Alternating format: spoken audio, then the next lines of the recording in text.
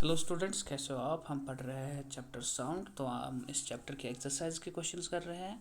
Question हमें कह रहा है explain the working and application of sonar. तो सोनार मैंने आपको पढ़ाया था। सोनार क्या होता है? Sound navigation and ranging. ठीक है, तो ये एब्रिविएशन है किसकी? सोनार की। Sound navigation and ranging. तो ये एक एकॉस्टिक डिवाइस होता है जिसे हम मेजर करते हैं, जिसे हम यूज़ करते हैं इन मेजरिंग ऑफ एक तो डायरेक्शन, स्पीड और depth of under water objects. यानी कि वाटर के अंदर, जो समंदर के अंदर ऑब्जेक्ट्स होते हैं, उनकी डायरेक्शन, स्पीड और डेप्थ।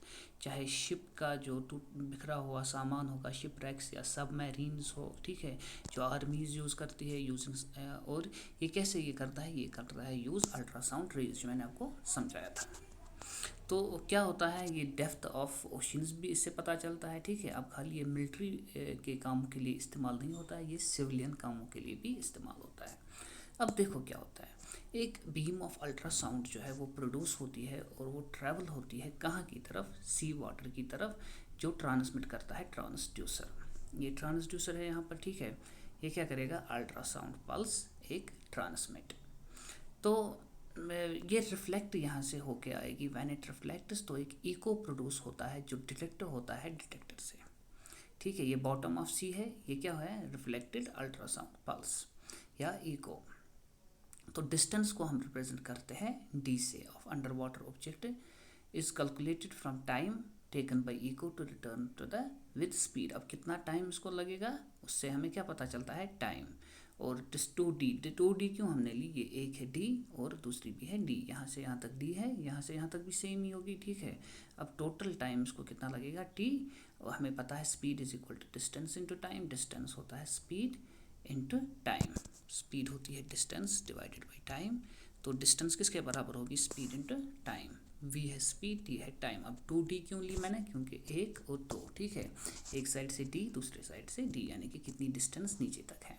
तो method of measuring distance is also referred as, इसको हम कहते हैं इको रेंजिंग भी। अब इसी पे एक न्यूमेरिकल है। A sonar device on a submarine sends out a signal and receives echo 5 second letter.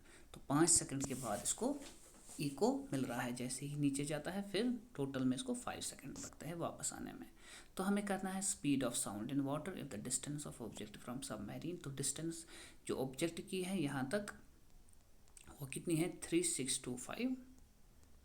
ये जो डिस्टेंस है जहाँ तक ये जा रहा है वो है 3625, यानी कि ये वाली डिस्टेंस। ठीक है, कितनी है? 3625। ये भी होगी 3625। ठीक है, तो हमें क्या करना है? हमें करनी है speed of sound in water. देखो टाइम कितना है? 5 सेकंड। डिस्टेंस 3625 है। तो टोटल डिस्टेंस जो होगी वो कितनी होगी? 2d, क्योंकि ये रिफ्लेक्ट होके वापस आती है। तो हमें पता है velocity of sound in water, हम करेंगे velocity is equal to distance divided by time. Distance 2d है, divided by t। 2 into 3625 divided by 5 होता है 1450 मीटर पर सेकेंड।